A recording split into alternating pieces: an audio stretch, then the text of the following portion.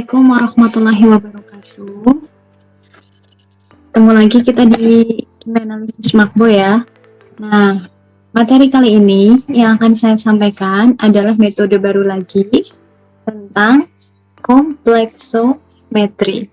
Nah, kalian pasti sudah bisa membayangkan, dilihat dari asal katanya saja, pasti ada yang kompleks-kompleks gitu ya. Nah, jadi hari ini kita akan bahas metode yang melibatkan apa sih yang kompleks-kompleks itu gitu ya. Nah, tadi kita lihat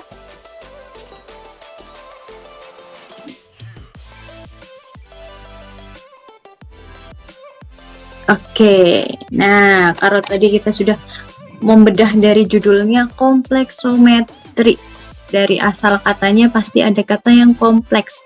Kalau dulu kalian pernah belajar di kelas 10 kimia dasar 2 ya. Nah, ada yang namanya senyawa kompleks. Ayo, masih ingat atau enggak? Silahkan dibuka lagi ya buku kimia dasar 2-nya dengan ibu siapa? Ayo, masih ingat atau enggak? Nah, di situ ya. Senyawa kompleks, apa sih definisinya? Kita review kembali definisi dari senyawa kompleks. Kalau kalian ingat, senyawa kompleks ini terdiri dari dua unsur utama. Yang pertama adalah ligan. Nah, pasti nanti kalian ingat lagi apa itu ligan.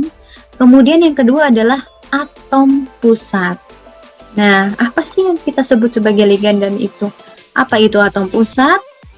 Kita review kembali. Di sini, ligan adalah ion atau senyawa yang memiliki atom.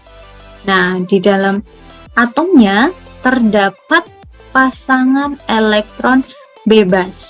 Atau kalian kalau ingat pelajaran di semester gasal, ada definisi asam dan basa menurut Lewis. Di sini kita sebutnya sebagai basa Lewis. Kenapa? Karena kalau basa berarti dia donor PEB. Gitu ya. Ini kita sebut sebagai ligan. Nah, kemudian apa itu atom pusat? Atom pusat adalah ion logam yang dia dapat menerima pasangan elektron bebas atau kita sebutnya sebagai asam Lewis. Nah, si asam Lewis ini karena dia tugasnya hanya menerima saja, mungkin kalian dulu pernah dengar ada istilah, oh dia menyediakan kamar-kamar gitu ya. Nah, jadi kalau si atom pusat ini berupa logam, dia harus menyediakan tempat untuk singgah para si pasangan elektron bebas atau si PEB agar ligan dan atom pusat ini dapat bersatu atau dapat berikatan. Nah, kemudian kalau sudah tahu ada dua unsur untuk senyawa kompleks, ada ligan dan juga atom pusat, apa sih yang kita sebut sebagai senyawa kompleks?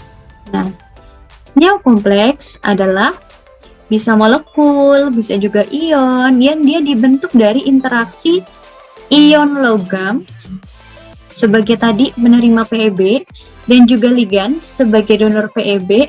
Nah, mereka berikatan secara kovalen. Kalau kalian ingat, lebih spesifiknya lagi digolongkan ke dalam kovalen koordinasi. Kenapa kovalen koordinasi? Karena hanya satu saja yang menyumbangkan pasangan elektron bebas. Jadi satunya menyumbangkan, satunya menerima. Kalau kalian ingat ikatan kovalen kan harusnya sama-sama, yang satu punya PEB, satunya lagi punya PEB, kemudian bisa berikatan dua-duanya. Nah, kalau kovalen koordinasi hanya salah satu saja yang menyumbangkan pasangan elektron bebas. Gitu ya. Nah, ini sedikit review tentang senyawa kompleks. Nanti kalian bisa buka lagi di buku kimia dasar 2. Nah, kemudian apa hubungannya senyawa kompleks ini dengan metode kompleksometri? Nah, jadi kalian harus tahu dulu dari pengertian kompleksometri itu sendiri. Jadi apa sih kompleksometri itu? Nah, definisinya adalah metode yang dapat digunakan untuk menentukan kadar dari ion-ion logam yang dapat menghasilkan kompleks berwarna dengan indikator logam tertentu pada lingkungan pH tertentu.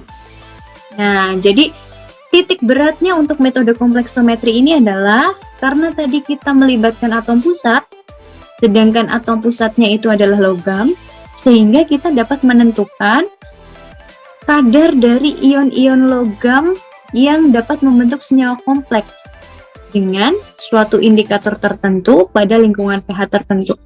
Jadi kalian gampangnya untuk metode kompleksometri ini adalah metode untuk menentukan kadar dari suatu ion logam. Nah, tapi apakah semua ion logam dapat ditentukan dengan kompleksometri? Tentu saja tidak. Harus logam yang seperti apa?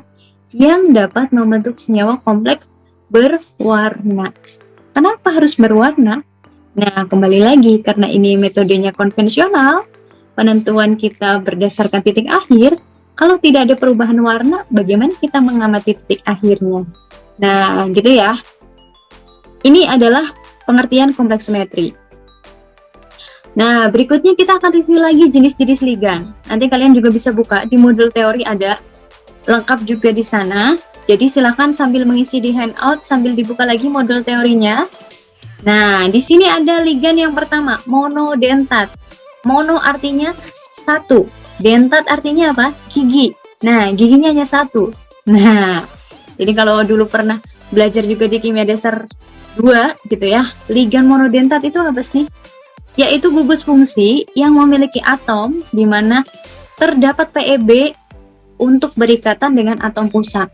Nah, saya punya contoh di sini ada NH3, ada H2O, ada Cl-. Kita contohkan satu ya. Manakah yang disebut sebagai ligan monodentat? Contoh, saya mau ambil senyawa NH3. Ketika kalian punya NH3, N ini sebagai atom sentral. Kita buat struktur Lewisnya ya. Nah, N ini nomor atomnya 7. Kalau kalian ingat nomor atom 7, hibridisasinya adalah, ayo masih ingat nggak? Hibridisasi elektron seperti apa? Kalau nomor atomnya 7. Nah, jangan sampai lupa ya. 1s2, 2s2, dan 2p3. Kalau kalian sudah buat konfigurasi elektronnya, sekarang coba tentukan berapakah elektron valensinya. Nah, tentu saja kita harus ingat ya, elektron valensinya ada di mana? Ada di ini nih, kulit terluarnya. Kulit terluarnya itu ada di orbital S dan juga orbital P. Nah, ada berapa elektron di sini? 2 ditambah 3. Jadi ada 5 elektron valensinya. Nah, nanti kalau yang bingung buka lagi buku kimia dasar 2-nya ya. Jangan sampai nanti suruh mendalami lagi, remet lagi ya. Nah, kemudian kalau sudah tahu elektron valensinya, kita coba buat konfigurasi struktur Lewisnya ya.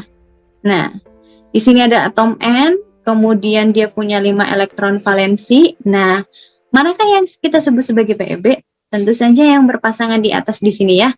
Jadi kita sebut dia PEB di sini karena dia nanti tidak dipakai untuk berikatan. Yang dipakai adalah 3 elektron yang ada di samping-samping ini nanti berikatan dengan atom H. Gitu ya. Ini adalah contoh ligan monodentat. Nah, kemudian kita lanjut berikutnya, ada kita sebut sebagai ligan bidentat. Bi artinya 2, dentat artinya gigi. Jadi giginya ada 2. Nah, pengertiannya hampir sama dengan monodentat. Pokoknya dia punya 2 gugus fungsi yang ada atomnya, kemudian dia memiliki 2 ikatan kovalen.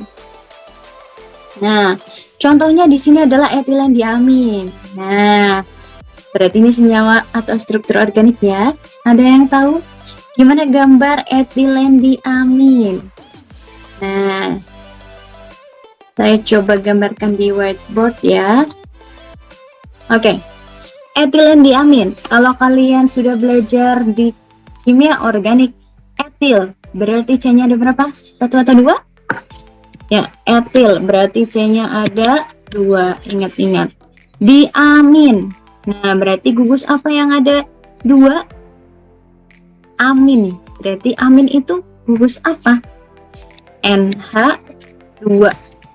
Nah, karena di berarti kita tulis dia ada 2. Nah, Apakah sudah lengkap seperti ini? Nah, gitu tinggal dilengkapin aja. Karena C itu dia mengikat 4, berarti di sini kita tambahkan H. Ini ya. Nah, ini adalah struktur dari etilendiamin. Kemudian kalau ditanya, manakah gigi dari etilendiamin? Giginya ada di sini. Nah, tadi kalau kita punya NH3, PEB-nya ada di atom N. Inilah yang kita sebut sebagai dia ligan bidentat. Nah, seperti ini ya. Ini adalah ligan bidentat. Kemudian, kalau sudah tahu ada ligan bidentat, tadi sudah bisa menunjukkan mana giginya, kita lanjut ke ligan yang berikutnya. Ada ligan polidentat. Nah, dilihat dari asal katanya poli, artinya banyak, dentat gigi, yang giginya lebih dari 2, 3, bisa 4, dan seterusnya. Intinya giginya banyak gitu ya. Nah, tapi jangan sampai kebalik. Kalau di Semakbu ada poliklinik, harusnya kliniknya ada banyak ya, tapi ternyata kliniknya cuma ada 1. Nah, jadi ingat-ingat aja, jangan sampai kebalik. Poli artinya banyak ya. Untuk ligan polidentat pengertiannya masih sama seperti yang sebelum-sebelumnya. Jadi kalau yang dia berawalan B, 3, dan seterusnya itu sudah kita golongkan ke dalam poli. Nah, kalau dalam bahasa Yunani, biasanya kita disebutnya adalah chele atau kale. Nah, artinya apa? Cakar atau cengkram. Jadi giginya ada banyak sehingga bisa mencengkram. Kemudian, contoh ligan polidentat. Salah satunya adalah EDTA. Etilendiamin tetraasetik acid. Nah, kalau kalian tadi sudah bisa menggambarkan etilendiamin CH2, CH2N, CH2, COOH, di sini juga CH2, COOH, sebelah sini juga COOH, gini ya, H2C, COOH. Nah, gini ya, tadi, oh ini sorry, di sini kurang N.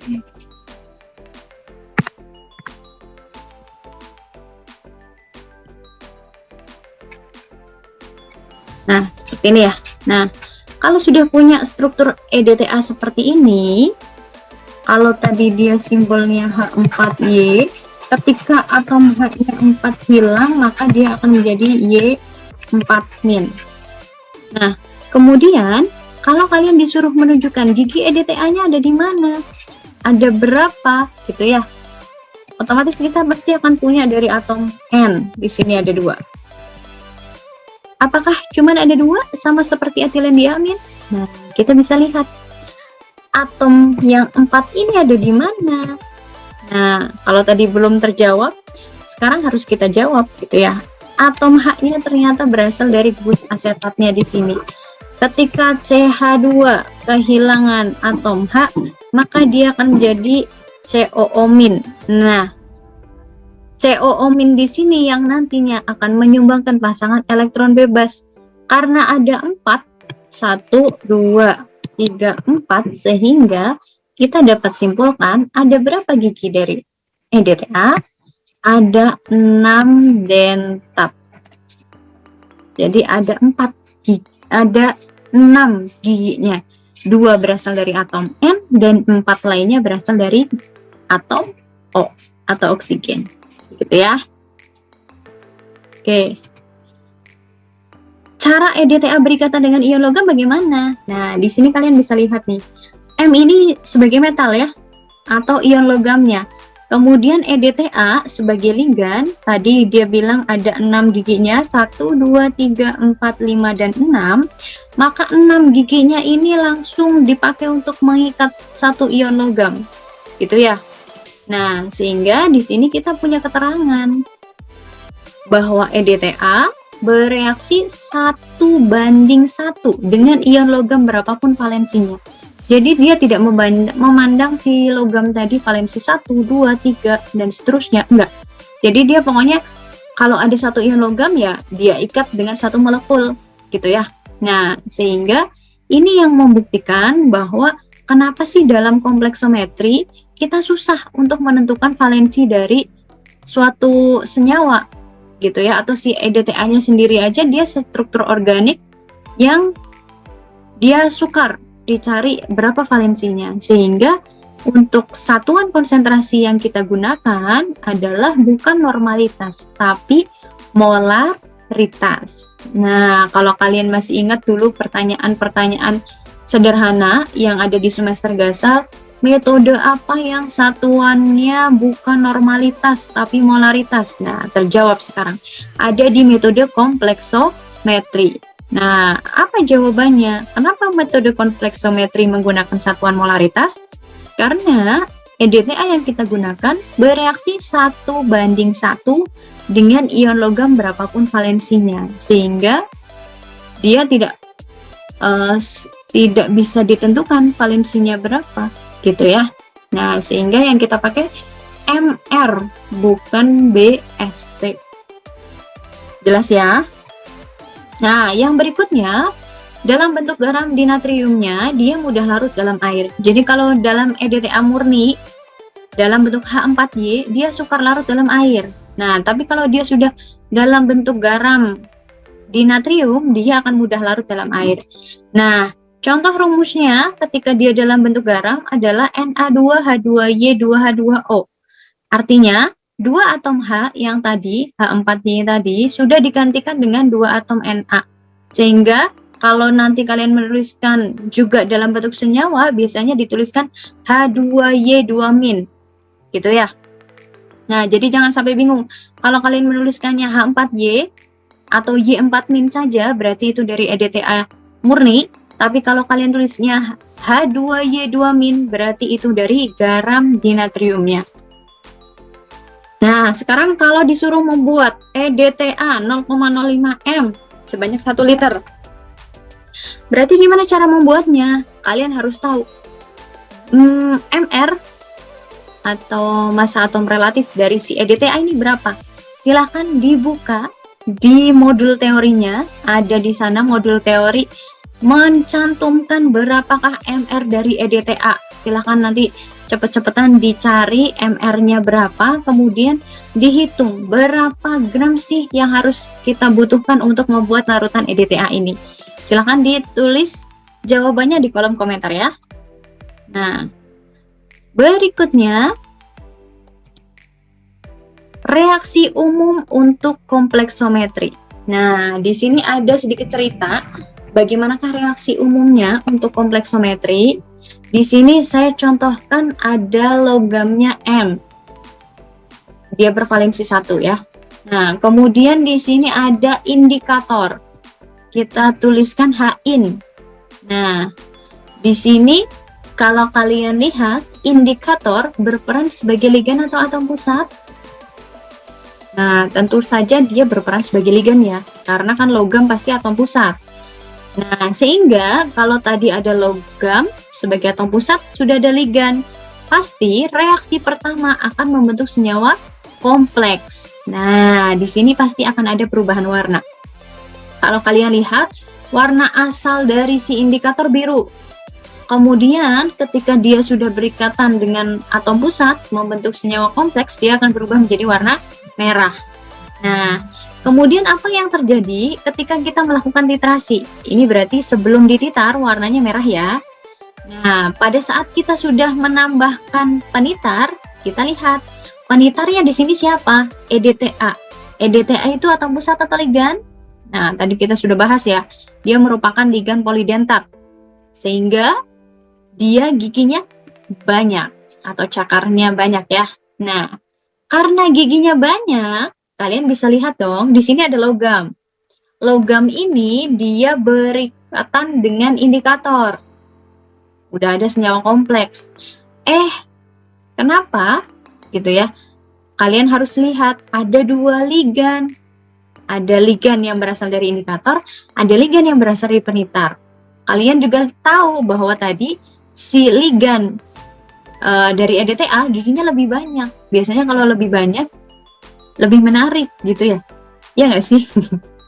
Iya dong, masa nyari yang nggak punya gigi gitu kan, ya nanti udah uzur ya. Nah, jadi kalau yang giginya banyak, dia biasanya lebih menarik. Nah, karena di sini logamnya itu adalah salah satu logam yang dia masih labil, masih ABG gitu ya. Nah, jadi ada ligan yang dia lebih banyak giginya, dia akan tertarik. Nah, sehingga logam tadi atau si atom pusatnya cenderung akan berdekatan dengan EDTA menjadi My3-min, dan si indikator tadi yang ternyata ditinggalkan gitu ya, dia akan kembali ke warna asalnya, yaitu warna biru, blue gitu ya. Nah, jadi semoga bukan blue kelabu ya. Nah, jadi kalau yang tadinya sudah berikatan kemudian ditinggalkan, ya sudah, terima saja gitu ya. Nah, jadi dia akan memancarkan warna awalnya atau warna aslinya ya, atau kembali ke warna asal. Nah, jadi itu adalah cerita untuk titik akhir pada kompleksometri. Jadi kalian jangan bandingkan dengan warna TA yang sebelum-sebelumnya. Kalau dulu kan warna TA yang pada metode yang lain itu, kelebihan satu tetes dari penitar dia akan bereaksi dengan indikator. Nah, kalau sekarang enggak. Jadi si TA tadi ditentukan dari warna awal si indikatornya apa. Jadi ini murni dari indikatornya itu sendiri. Nah, kemudian oh ya, karena di sini ada asam gitu ya. Nah, di sini pasti suasananya semakin lama semakin asam. Jadi kita nanti butuh senyawa tertentu yang bisa mempertahankan pH biar tidak terlalu asam dan juga tidak terlalu basa. Nah, kemudian keterangan-keterangannya silahkan kalian nanti cocokkan juga dengan yang di handout. Kalau yang di handout belum sesuai, silahkan boleh disesuaikan. Tapi nanti menyesuaikan juga ya. Kalau nanti kalian membuat simbol di sini H2Y2-min, ya silahkan diubah aja. Senyawanya di sini menjadi apa dan disetarakan sendiri.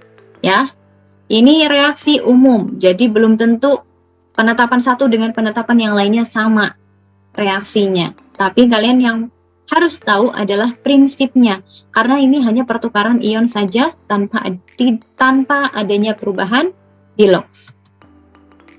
Nah, saya contohkan nih warnanya. Bu, kok bukan merah? Iya, ternyata di sini kita sebutnya sebagai merah anggur ya. Nah, jadi merahnya kan hampir-hampir seperti ini ya, ungu kemerahan. Jadi merah anggur. Kemudian titik akhirnya atau warna birunya ya kurang lebih seperti ini. Birunya juga bukan biru yang pekat, jadi biru langit kita sebutnya ya. Nah, kemudian pengaruh pH dalam kompleksometri apa sih gitu ya? Satu, warna dan ketajaman titik akhir. Warna tadi, warna merah anggur dan juga biru tadi, itu dipengaruhi oleh aktivitas indikator. Nah, sedangkan aktivitas indikator tadi dipengaruhi oleh pH larutan. Makanya kita harus buat suasana larutannya sesuai dengan suasana dari si indikatornya, karena indikatornya tadi juga labil gitu ya. Kalau pH-nya nggak sesuai, dia nggak mau bekerja gitu ya. Nah, jadi kita butuh apa biar suasananya sesuai? Jelas, kita harus butuh yang namanya larutan buffer. Nah, kemudian selain karena kita butuh buffer, di dalam reaksinya tadi juga melepaskan H+ ya. Jadi semakin lama larutannya akan semakin asam. Nah, kemudian kita juga harus perhatikan bahwa kompleksometri ini banyak dilakukan dalam pH basa. Kenapa? Karena ya suasana dari indikatornya banyak yang basa, sehingga kita harus memperhatikan dari hidrolisis ion logamnya. Jadi logam-logam ini kan banyak yang dia dapat membentuk MgOH 2 kali gitu ya, membentuk basa gitu ya. Jadi harus diperhatikan hidrolisisnya. Nah, kemudian di sini ada beberapa syarat sebelum ke cara membuat buffer ya. Ada beberapa syarat larutan buffer yang kita gunakan. Yang pertama, tidak boleh mengganggu reaksi. Yang kedua, buffer capacity atau daya tahan buffernya harus cukup besar.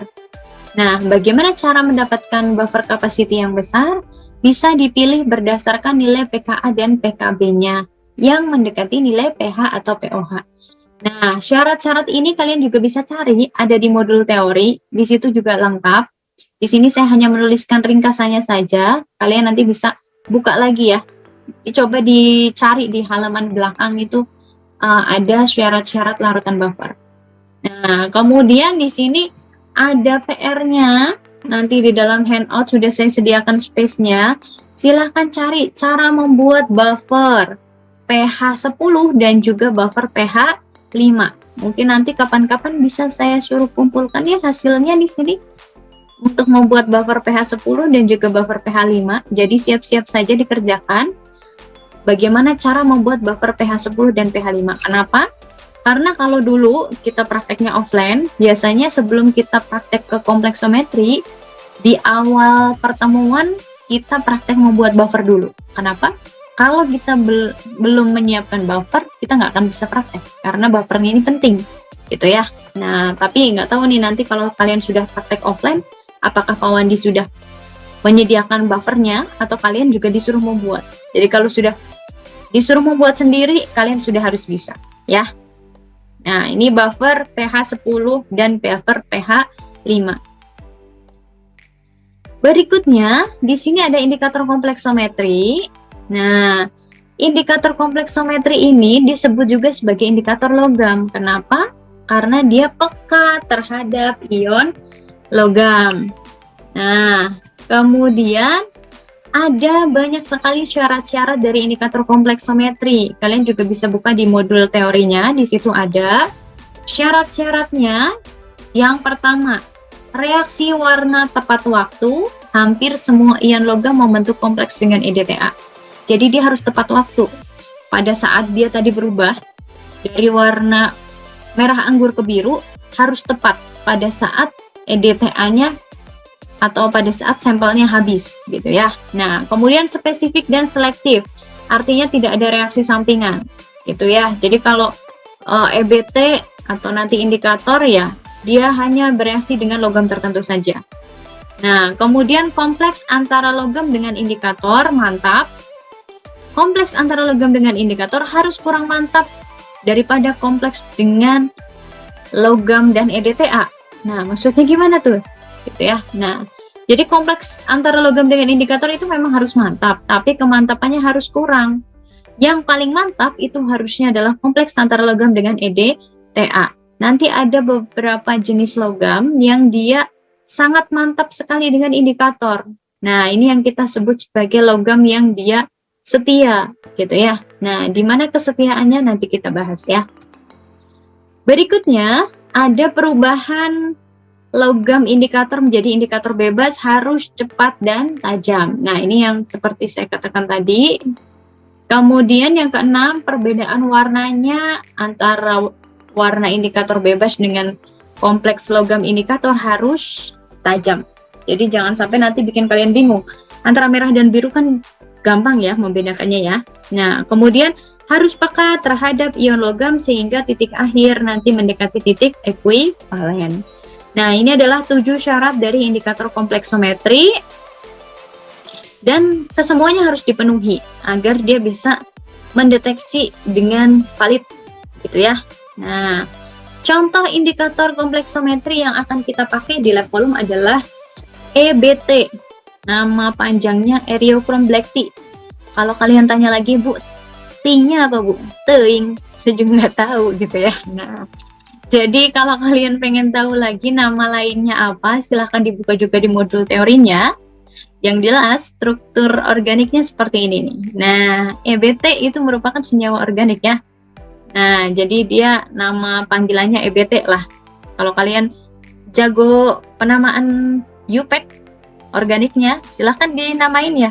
Ada gugus apa aja nih di sini, ada OH, ada sulfonat, ada nitro. Kemudian ini naftalen. Nah, silahkan dicek ya apa nama dari struktur organiknya ini secara UPEC ya.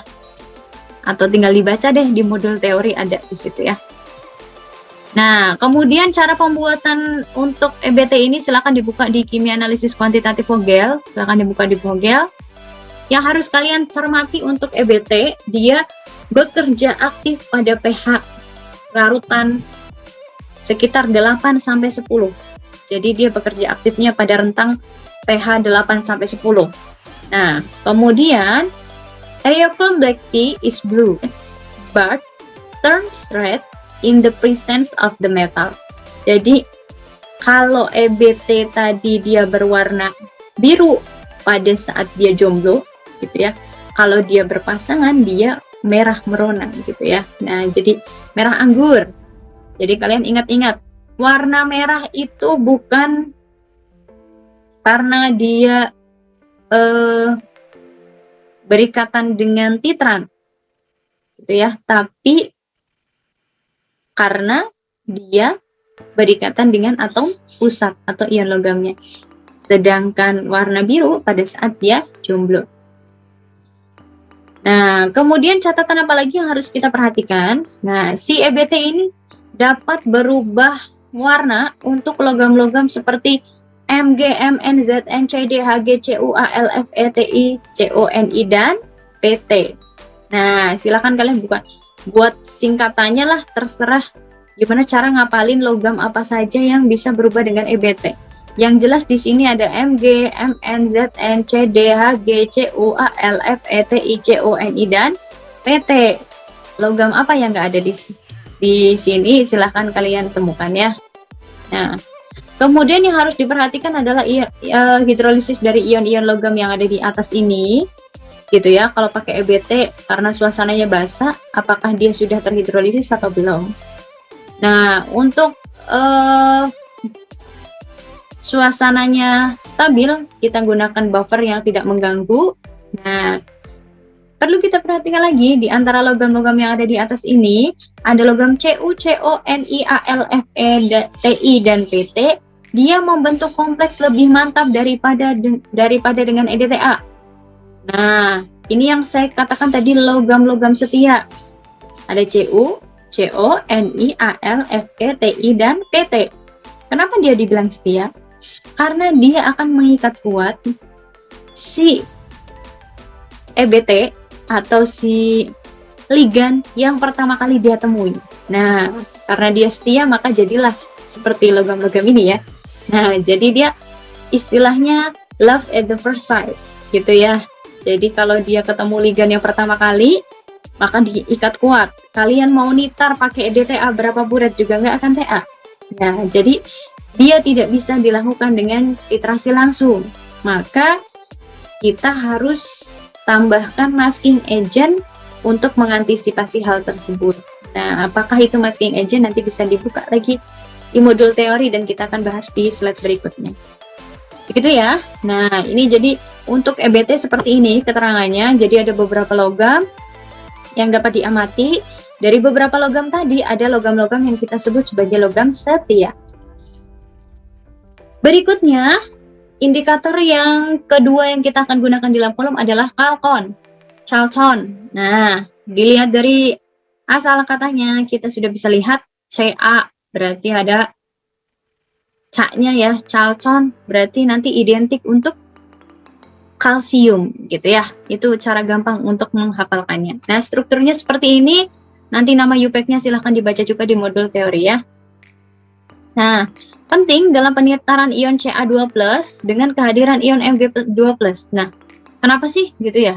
Jadi kalau ada Mg, biasanya tuh selalu dibarengin sama Ca. Begitu juga Ca. Kalau ada Ca, pasti ada Mg. Nah, buat memisahkan antara si Ca dengan Mg, ini kita jembatani dengan menambahkan indikator kalkon, gitu ya. Kenapa? Karena pada saat kita menggunakan indikator kalkon, suasananya adalah pada pH 12,5.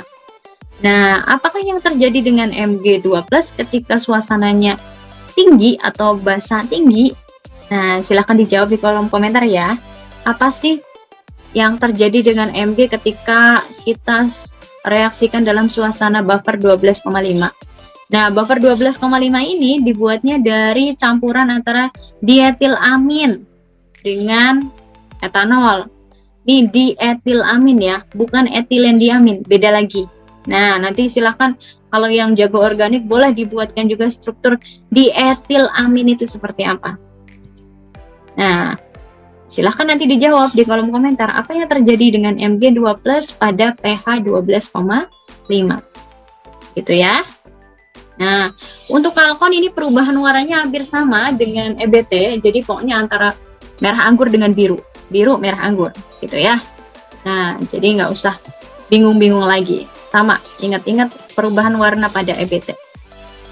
Yang ketiga, di sini kita ada Silenol orange, indikator ketiga yang kita pakai di lab volume. Nah, strukturnya lebih rumit dibandingkan dengan dua sebelumnya. Nah, kalau kalian juga bandingkan suasananya, gitu ya, ini juga paling berbeda. Silenol orange nanti bekerjanya pada pH asam. Kalau dua indikator sebelumnya pada pH basa, Silenol orange bekerja pada pH 3-5. Nah, perubahan warnanya juga berbeda dengan dua indikator sebelumnya. Kalau dua indikator sebelumnya antara merah anggur dengan biru, nah kalau Silenol orange yaitu pada saat dia keadaan bebas warnanya kuning, pada saat dia membentuk kompleks dia warnanya merah ya, benar-benar merah seperti Fanta. Kalau baru orange itu adalah peralihan, jadi belum TA. Jadi kuning sebelum menjadi merah dia akan mampir dulu ke warna orange. Jadi kalau udah warna orange harus hati-hati, karena biasanya setetes atau dua tetes dia akan jadi warna merah. Nah, perlu diingat dalam kompleksometri ketika warnanya bablas atau penitarannya bablas, warnanya akan tetap sama. Jadi kalau udah merah, mau kalian titar lagi sampai kapanpun juga tetap aja merah. Jadi warnanya hanya satu. Makanya kita menentukan TA-nya adalah perubahan warna yang pertama kali terjadi, gitu ya. Nah, ini ada keuntungan, ada kelebihannya juga. Kalau kelebihannya mungkin kalian ketika nanti pada saat ujian lapor Bu TA-nya sama aja gitu ya. Nah, tapi kekurangannya apa? Walaupun nanti bablas terus kalian tetap dilaporkan volume yang itu gitu ya. Nah, bisa aja nanti perbedaan simplo dan duplonya jauh gitu ya. Nah, ini adalah 3 indikator yang kita gunakan dalam lab volume. Nanti kalau kalian pengen tahu indikator apa lagi yang ada di kompleksometri, silahkan buka lagi modul teorinya, ada di sana ya. Nah, kemudian di sini ada jenis-jenis titrasi kompleksometri. Nah, jenis-jenis titrasi yang pertama ada direct titration atau titrasi langsung. Sama seperti yang sudah kalian ketahui, yang namanya titrasi langsung berarti antara sampel dengan penitar bisa dapat langsung dipertemukan. Tapi perlu diingat dalam kompleksometri kita butuh zat-zat tertentu seperti buffer tadi untuk menyesuaikan suasana dan juga perlu penambahan indikator yang tepat. Kemudian dapat ditambahkan tatrat atau sitrat untuk mencegah hidrolisis. Nah, ini tatrat dan sitrat ini salah satu jenis asam gitu ya. Jadi kalau misalkan nanti suasananya terlalu basah, bisa kita tambahkan ini agar logamnya tidak terhidrolisis. Nah, berikutnya tadi contohnya ada buffer pH 9-10, itu bahannya adalah dari NH4OH dan NH4Cl. Nah, contoh biasanya kita temukan nanti ada di standarisasi ya. Standarisasi EDTA dengan BBPMG 2+, atau standarisasi EDTA dengan BBB-CaCO3. Kemudian, jenis titrasi kompleksometri yang berikutnya ada titrasi substitusi atau yang kalian sebut sebagai titrasi penggantian. Nah, ingat lagi di pelajaran semester gasal, kalau dulu baru 2, di semester gasal baru 2. Di semester genap kita tambah satu lagi, ada titrasi tidak langsung, dan yang terakhir ada titrasi penggantian atau substitusi. Nah, jadi komplit 4 cara titrasi sudah pernah kita pelajari di semester gasal dan genap. Titrasi penggantian ini maksudnya apa sih? Gitu ya. Jadi kalau ada ion logam yang tidak atau kurang bereaksi sempurna dengan indikator logam, maka kita dapat ganti si logam tadi dengan logam lain yang dapat lebih stabil. Nah, contohnya di sini Ca dan EBT itu kurang mantap. Jadi titik akhirnya nanti kurang tajam, sehingga kita perlu substitusi dengan Mg. Kalau kalian nanti perhatikan, ketika dengan indikator EBT, apakah ada logam Ca di deretan logam-logam tadi? Coba cek lagi, dibuka lagi handout-nya. Nah, pasti nggak akan ada ketemu logam Ca. Makanya biar lebih stabil, maka kita ganti dengan Mg. Biar nanti si EBT ketemunya dengan ion Mg. Gitu ya. Nah, yang berikutnya ada titrasi kembali, back titration. Ini dilakukan kalau logamnya sulit dititrasi langsung. Yang kedua, bisa dilakukan juga kalau kompleks antara logam dengan indikator itu lebih mantap daripada logam dengan EDTA. Yang ketiga, ion logamnya terhidrolisis pada pH aktif indikator yang digunakan. Ini juga harus menggunakan titrasi kembali. Dan yang terakhir contohnya adalah pada saat penetapan nikel. Nah, kenapa penetapan nikel ini dikerjakan dengan cara back titration?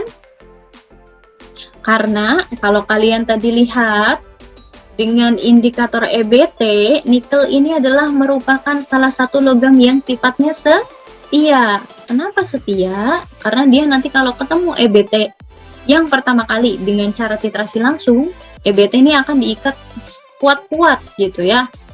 Kalau kalian nanti ketemukan dengan EDTA, nggak akan dia mau berpaling gitu ya. Jadi dia setia. Makanya kita harus kerjakan dengan back titration. Kalau back titration gimana? Si nikelnya kita tambahkan dengan EDTA berlebih terukur. Nah, kemudian sisa dari EDTA-nya nanti kita suasanakan pada pH 10, kita tambahkan indikator EBT, sehingga kelebihan dari EDTA kita pertemukan dengan penitarnya yaitu ZnSO4. Jadi, kalaupun sama-sama dengan indikator EBT, karena dia back titration, jangan kalian harapkan TA-nya berwarna biru ya. Nah, karena ini kebalikannya dari yang tadi. Kalau cara titrasi langsung perubahannya dari merah menjadi biru, kalau dalam back titration perubahannya dari biru menjadi merah anggur. Kenapa? Karena di akhir reaksi warna dari si EBT, EBT-nya bukan dari dia berpasangan kemudian jomblo, tapi EBT-nya dari dia jomblo kemudian jadi berpasangan. Berpasangannya dengan siapa? Dengan logam Zn yang ada di sini. Gitu ya. Jadi beda perubahan warna antara cara titrasi langsung dengan cara titrasi kembali, walaupun indikatornya sama-sama EBT. Jadi yang kalian harus ingat, di akhir titrasi indikatornya berpasangan ataukah jomblo, gitu ya. Nah, kemudian penitaran lainnya, salah satunya adalah dengan mengontrol pH larutan. Di sini menitar suatu ion logam pada pH tertentu, di mana ion-ion logam lain terhidrolisis atau tidak bereaksi dengan indikator. Nah, contohnya ini nanti kamu temukan pada penetapan kesadahan parsial, ya. Jadi pada saat kesadahan parsial, di dalam suatu sampel air sadah, itu biasanya ada Ca, ada Mg. Padahal kita sebenarnya pengen dapat Ca-nya saja. Gimana cara memisahkan Ca dengan Mg? Ya ini. Salah satunya adalah kita gunakan indikator kalkon yang bekerja pada pH 12,5. Sehingga nanti Mg-nya bagaimana? Gitu ya. Jawab di kolom komentar sama seperti tadi. Berikutnya, untuk penitaran menggunakan masking agent dan demasking agent. Nah, kalau tadi ada kata-kata masking agent, apa sih masking agent? Masking agent adalah suatu proses menopengi ion-ion logam tertentu dari suatu campuran sehingga dia tidak ikut bereaksi. Nah, ini halamannya nanti kalian sesuaikan lagi ya. Ini halaman modul yang lama. Jadi silakan cari sendiri di modul yang baru. Halaman berapakah pengertian masking agent? Nah, intinya masking agent bukan berarti agen bertopeng ya. Tapi di sini adalah agen yang bertugas menopengi logam lain gitu ya, agar tidak bereaksi. Nah, contohnya ada di penetapan kesadahan total. Jadi pada saat penetapan kesadahan total, kalian nanti ada menambahkan suatu zat. Di situ ada sianida, gitu ya. Nah, sianida ini akan menopengi logam seperti CD, Zn, Hg, Cu, No, Ni, Ag, dan Pt. Kalau ada logam-logam ini, dia tidak akan bereaksi dengan EDTA. Nah, kemudian kalau sudah ditopengi, kemudian Zn dan Cd-nya ingin kita lepaskan lagi, nah kita bisa tambahkan formaldehid. Nah, berarti formaldehid di sini berfungsi sebagai demasking agent. Itu ya. Ini adalah bedanya masking agent dan demasking agent. Nah, kemudian ada kestabilan senyawa kompleks. Jadi senyawa kompleks ini juga kita harus lihat dia stabil atau tidak. Nah, ini ada juga materinya di modul teori, tapi ini sebagai tambahan wawasan aja. Mungkin nanti kalian akan bahas lebih lanjut kalau kalian mengambil jurusan kimia di tingkat universitas ya. Nah, yang perlu kalian ketahui, kompleks yang stabil itu kalau konstanta kestabilannya tinggi, sedangkan konstanta kestabilannya rendah. Jadi dilihat aja mana konstanta kestabilan dan mana konstanta ketidakstabilan. Nah, kemudian ada kurva titrasi kompleksometri. Kalau kalian ingat lagi, sama seperti kurva titrasi pada asam basa. Bedanya apa, Bu? Gitu ya. Nah, jadi setiap metode dalam volumetri itu punya jenis kurva titrasi sendiri-sendiri. Argentometri punya punya kurvanya, asam basa punya kurva, kompleksometri juga punya kurva. Nah, apa sih persamaan dan perbedaannya gitu ya?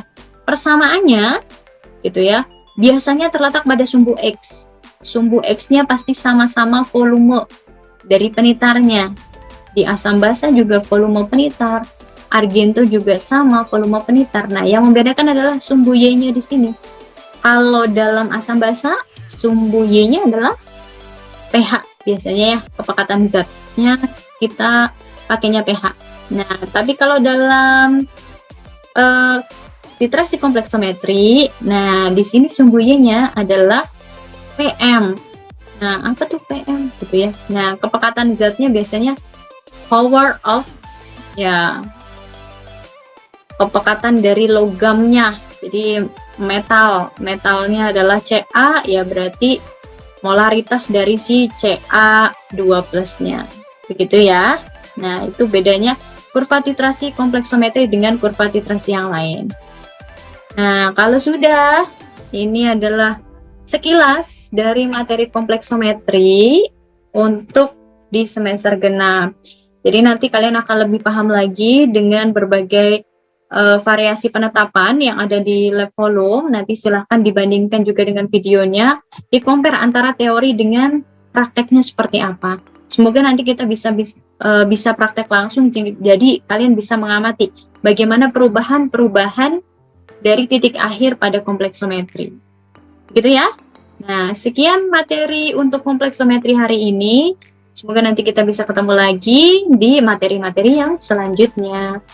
Wassalamualaikum warahmatullahi wabarakatuh.